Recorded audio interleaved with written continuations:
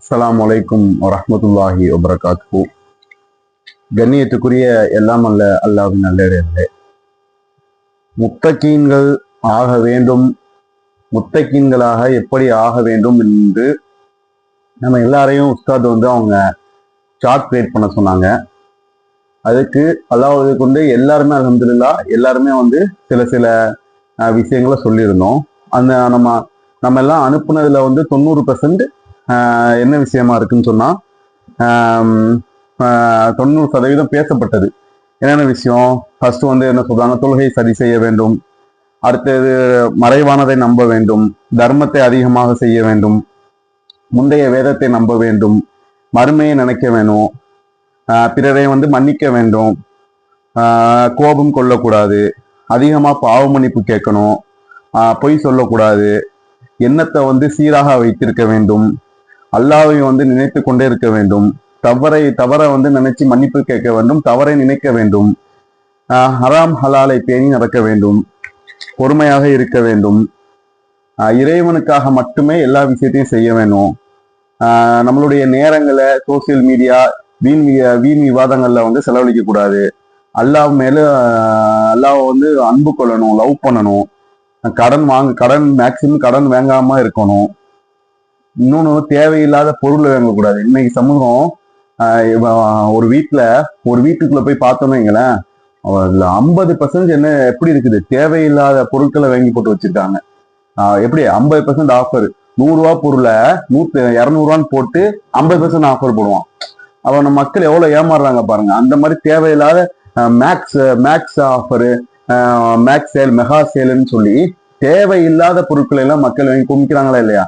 அப்ப அதை குறைக்கணும். அழகா சொல்லியிருக்காங்க ஒரு ஆளு. அதே மாதிரி பொறாமை, சந்தேகம், தேவையில்லாத நண்பர்களை அழகாக சூஸ் பண்ணி வச்சுக்கணும்.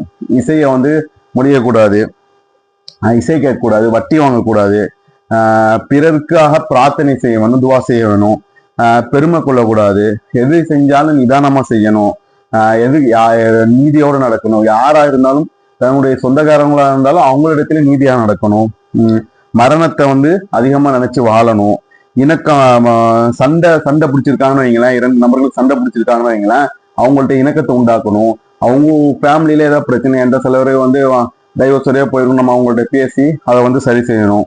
தனிமையில அல்லாஹ்வை நினைக்கணும், நோன்பு பிடிக்கணும், பெற்றோர்களுக்கு உபகாரம் செய்யணும், அளவு நிலவையில கரெக்டா இருக்கணும், வியாபாரத்துல ஒப்பந்தம் செஞ்சா அதை கரெக்டா நிறைவேற்றணும், எப்பவுமே மலர்ந்த முகத்தோட இருக்கணும், எல்லாரும் சமமா நினைக்கணும், எல்லாரையும் சமம் அப்படின்னு நினைக்கணும், பெருமை கொள்ளக்கூடாது, நன்றி சொல்லணும், ஒரு விஷயத்துக்கும் நன்றி சொல்லணும், குடும்பத்தை பேணி இருக்கணும், நாவை பேணணும், அதிகமா விருந்து கொடுக்கணும், தன்னுடைய கற்பை பாதுகாக்கணும். அதுபோல தஹஜத்துல எந்திரிச்சு தொழக்கூடியவங்களாம் நம்ம இருக்கணும். இதே மாதிரி நிறைய விஷயங்களை சொல்லியிருக்காங்க. அப்போ இந்த நிறைய விஷயம் இது சொல்லப்பட்டாலும் இதுல எல்லா விஷயத்தையும் நம்ம எடுத்து இப்போதைக்கு செயல்படுத்த முடியாது. அப்ப இத்தனை விஷயத்தை நம்ம சொல்லியிருக்கிறோம், நம்ம பதிவு செஞ்சிருக்கோம். ஆனா இதுல சில விஷயங்களை மட்டும் முன்னெடுத்து, ஏன்னா இதை ஒரு ஆளுக்கு ஒண்ணு பொருந்தும். இப்ப ஒரு ஆள் இப்ப எதை நம்ம டாஸ்க் எடுக்கணும்னு வைங்களேன், இந்த முத்தக்கினாங்களுக்கு இப்ப ஹராம் ஹலால இப்ப எடுக்கணும்னு வைங்களேன், வியாபாரத்துல ஹராம் ஹலால் பார்த்து நடக்கணும். இது ஒட்டுமொத்த சமுதாயத்துக்கும் பொருந்தாது.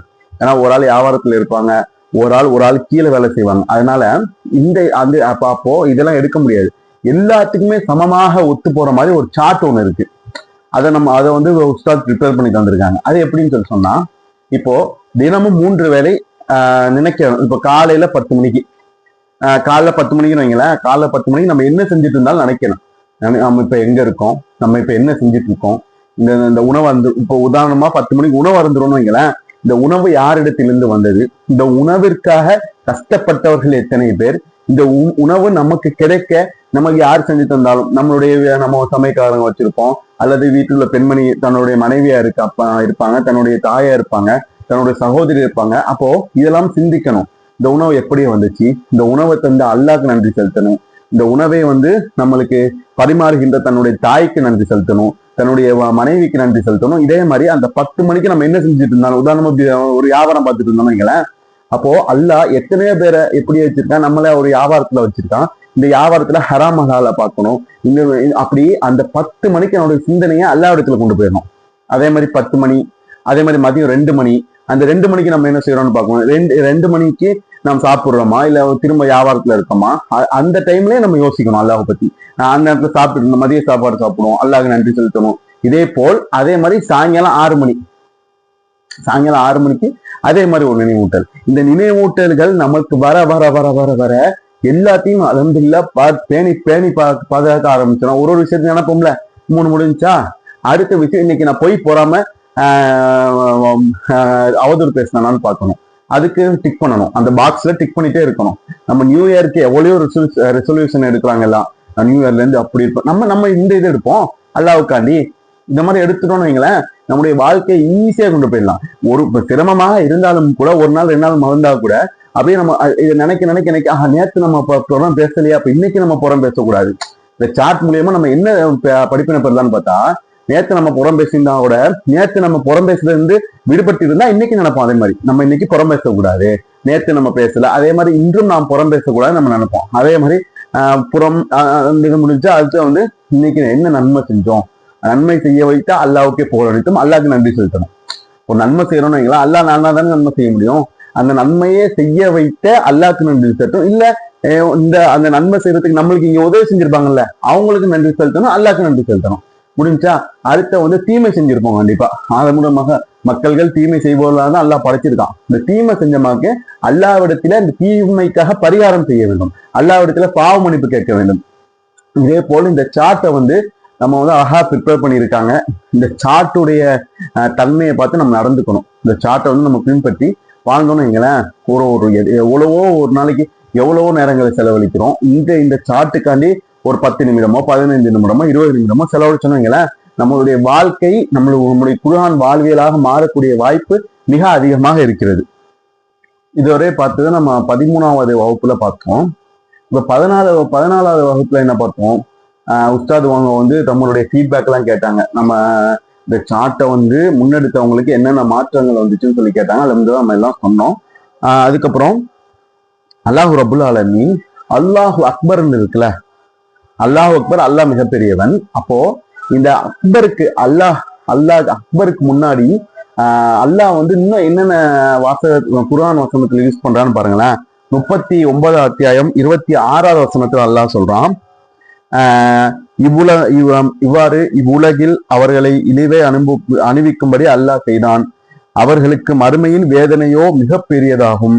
இதை அவர்கள்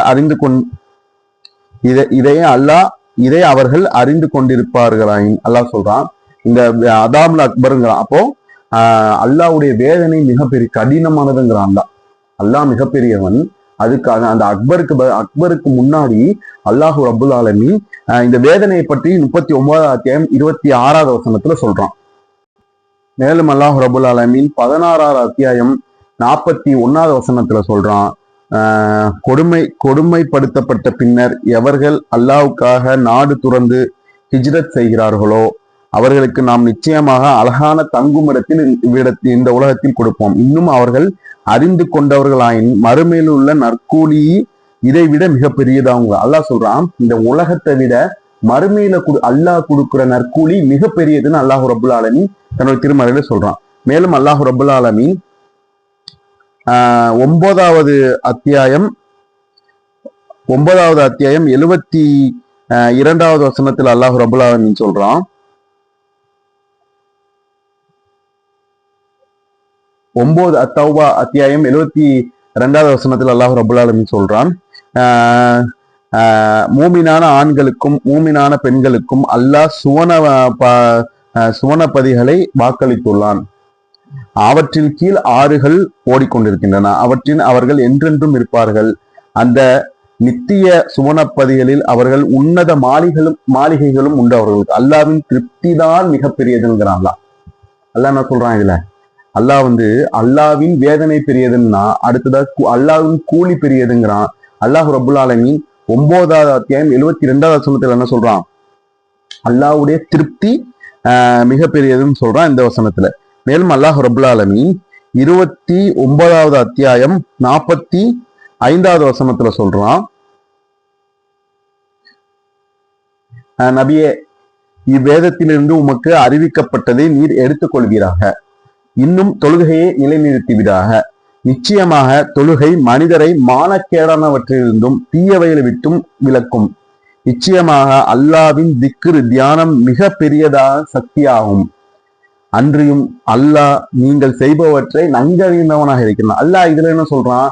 அல்லாவின் நினைவு பெரியது, அல்லாஹ்வுடைய திக்ரு பெரியதுன்னு அல்லாஹ் ரப்புல் ஆலமீன். அப்போ அல்லாஹ் திக்ர சொல்றான் இதுல. அப்போ திக்ர் என்று சொன்னாலும் எல்லாமே வந்துடும். அல்லாஹ்வுடைய நினைப்புனா அது எல்லாமே அல்லாஹ்வுடைய நினைப்புனா, அல்லாஹ்வுடைய பிரார்த்தனை செய்யறது, அல்லாஹ்விடத்திலே பாவ மன்னிப்பு கோருவது, அல்லாஹ்வை புகழ்வது, அல்லாஹ்வுடைய நினைப்புன்னு சொன்னாலே எல்லாமே இந்த திக்ருங்கிறது எல்லாமே வந்துடும். அல்லாஹ்வுடைய நினைக்கிறது ஆக பெரிய அல்லாஹ் ரப்புன்னு சொல்றான், ஆக பெரியதுன்னு சொல்றான். இப்போ அல்லாஹ் அக்பர், அல்லாஹ் மிகப்பெரியவன் சொன்ன மாதிரி அல்லாஹ் அப்படி சொல்லிட்டு அல்லாஹ் 39:26 சொன்னால அல்லாஹ்வுடைய வேதனை பெரியதுன்னா, அதுக்கப்புறம் 16வது அத்தியாயம் 41 சொன்னா அல்லாஹ்வுடைய கூலி பெரியதுன்னா, 9வது அத்தியாயம் 72 சொன்னா அல்லாஹ்வுடைய திருப்தி, அல்லாஹ்வை திருப்திப்படுத்துறது ஆக பெரியதுன்னா அல்லாஹ் ரப்புல். அதை தொடர்ந்து 25வது வசனம் 45வது வசனம் 29வது அத்தியாயம் 45வது வசனத்துல அல்லாஹ் சொல்றான், அல்லாஹ்வின் நினைவு, அல்லாஹ்வுடைய திக்ர் மிக பெரியதுன்னு என்று அல்லாஹ் ரப்புல் ஆலமீன் சொல்கிறான். அப்போ அந்த திக்ரு செய்வது, அல்லாஹ்வுடைய நினைப்பது ஆக பெரியதுன்னு அல்லாஹ் ரப்புல் ஆலமீன் சொல்றான். மேலும் அல்லாஹ் ரப்புல் ஆலமீன் 33வது அத்தியாயம் 41வது வசனத்துல சொல்றான், ஈமான் கொண்டவர்களே, அல்லாஹ்வை அதிகம் திக்ரு கொண்டு திக்ரு செய்யுங்கள்னு சொல்றான். அல்லாஹ் சொல்றான், அதிகமா அல்லாஹ் திக்ரு செய்யுங்க, என்ன நினைங்க. அல்லாஹ் திக்ருன்னு சொன்னா என்னை நினைச்சு கொண்டே இருங்கன்னு சொல்லி அல்லாஹ் ரப்புல் ஆலமீன் சொல்றான். மேலும் அல்லாஹ் ரப்புல் ஆலமீன் 8வது அத்தியாயத்தில் இந்த போருக்கு போய் நிக்கிறாங்கல்ல, போருக்கு போய் நிக்கிறவங்கள்ட்ட சொல்றான், நீங்க வெற்றி பெற வேண்டும்னா அல்லாஹ்வை திக்ரு செய்யுங்களாம். அப்போ ஒரு போருக்கு போறாங்க ரசூலுல்லாஹ் காலத்துல, அவங்க அங்க போய் என்ன நினைப்பாங்க, அங்க போய் என்ன செஞ்சுட்டு இருப்பாங்க, பல சிந்தனைகள் வரும். அவங்க எப்படி அவங்கள தாக்கணும், எப்படி இது செய்யணும், எப்படி எங்கேருந்து அடிச்சா எங்கேருந்து அவங்க தாக்குவான், இங்கேருந்து எத்தனை அம்புகள் விடணும், அங்கேருந்து எத்தனை அம்புகள் விடும், அதை எப்படி நம்ம பாதுகாக்கணும், தன்னுடைய பாதுகாப்பை எப்படி செய்யணும். இதே போல் அந்த போரிலே போனாலும் அதுக்குண்டான வேலைகளை செஞ்சுட்டு இருப்பாங்களா. அல்லாஹ் சொல்றான், அங்க போய் நினைங்கிறாங்க, அங்க போய் என்ன திக்ரு செஞ்சுன்னு வைங்களேன், என்ன நினைவு கொஞ்சம் அல்லாஹ் சொல்றான், நான் வெற்றியை தருவாங்களாம். அல்லாஹ் சொல்றான், அப்படியே பாருங்க எப்படி சொல்றான்னு பாருங்க. நம்மலாம் ஒரு பிரச்சனை வந்துச்சுன்னு வைங்களேன், அல்லாஹ் நினைக்கிறோமா இல்ல, அது எப்படி செய்யலாம், இது எப்படி செய்யலாம், அதை என்ன செய்யணும், இதே என்ன செய்யணும், இதை இவரை வச்சு பேச போமா. அல்லாஹ்விடத்துல துவா செஞ்சு விட்டுதான் அதெல்லாம் நம்ம செய்யணும், முயற்சி செய்யாம இருக்கக்கூடாது. ஆனால் அந்த நேரத்துல அல்லாஹ்வை நம்ம நினைக்கணும்.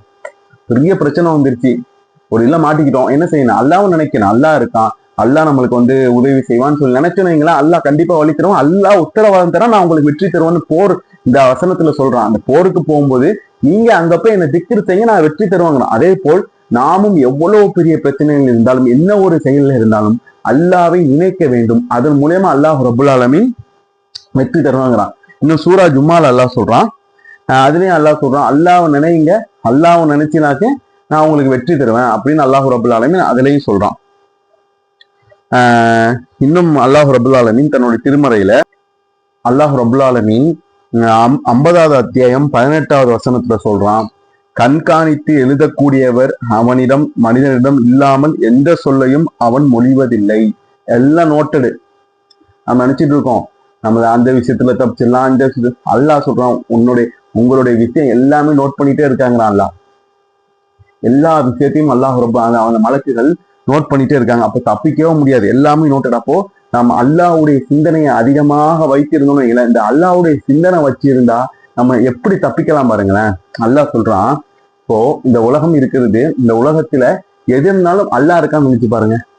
ஏதோ நம்மளுக்கு ஒரு சோதனை வருது, அல்லாஹ் இருக்கான், என்னதான் ஆக போகிறது. எப்படினாலும் அல்லாஹ் சொல்றான், அப்படி ஒண்ணுமே இல்லாட்டியும் அல்லாஹ் உங்களுக்கு சொர்க்கத்தை பரிசா வச்சுக்கிறேங்கிறான்ல.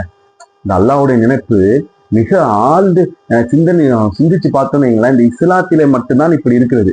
இந்த அல்லாஹ்வை நினைப்பதனால் இறைவன் ஒருவன் இருக்கிறான், நமக்கு மேல ஒரு ஆள் நம்மளுக்கு சப்போர்ட் இருக்காங்கன்னு நினைச்சோன்னீங்களா, நம்ம உள்ள அப்படியே அமைதி பெறும்.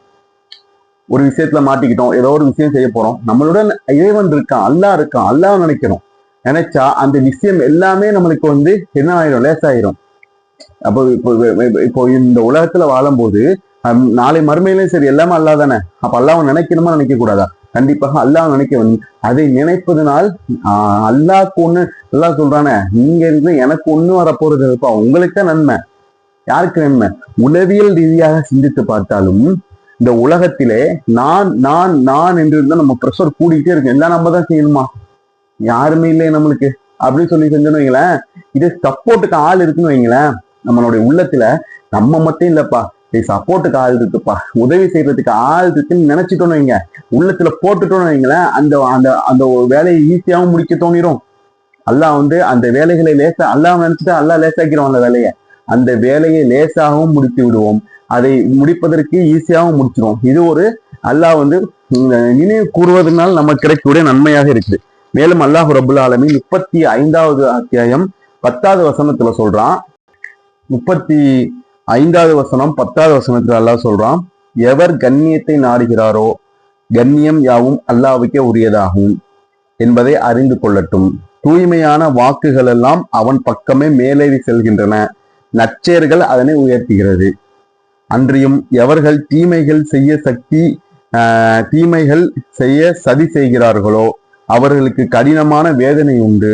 இன்னும் இவர்களுடைய சதி திட்டம் அழிந்தே போகும் சொல்றான். அப்போ நம்ம எண்ணத்துல எல்லாம் அப்படியே நம்ம எண்ணம் நல்ல எண்ணங்களாக இருந்து அல்லாஹ்வை நினைத்து கொண்டே எல்லா விஷயத்தையுமே செய்ய வேண்டும். அல்லாஹ் அதுதான் சொல்றான். இவ்வளவு விஷயம் இந்த முத்தக்கின் ஆவதற்கு மெயினான கான்செப்ட் என்ன? அல்லாஹ்வை நினைக்கணும், அல்லாஹ்வை வணங்கணும், அல்லாஹ்விட்ட எல்லாத்தையும் ஒப்படைக்கணும். அல்லாஹ் தான் எல்லாமே சொல்லி நினைச்சணும். இன்னும் ஈஸியா முத்தக்கின் ஆகலாம் என்று அல்லாஹ் தன்னுடைய திருமறையில அப்படி ஒரு பயங்கரமான ஒரு வார்த்தை தரான் நம்மளுக்கு. என்ன நினைப்பா, என்ன நான் உனக்கு ஹெல்ப் பண்றேன். ஆனால் இன்னைக்கு நம்ம அதெல்லாம் விட்டுட்டு எங்கெங்கயோ மன அமைதியை தேடி போறோம், எங்கெங்கயோ நம்மளுடைய சிந்தனைகளை கொண்டு போறோம். சிம்பிளா தெரிஞ்சு போச்சு. இந்த உலகம் அழிய போற உலகம் தான்.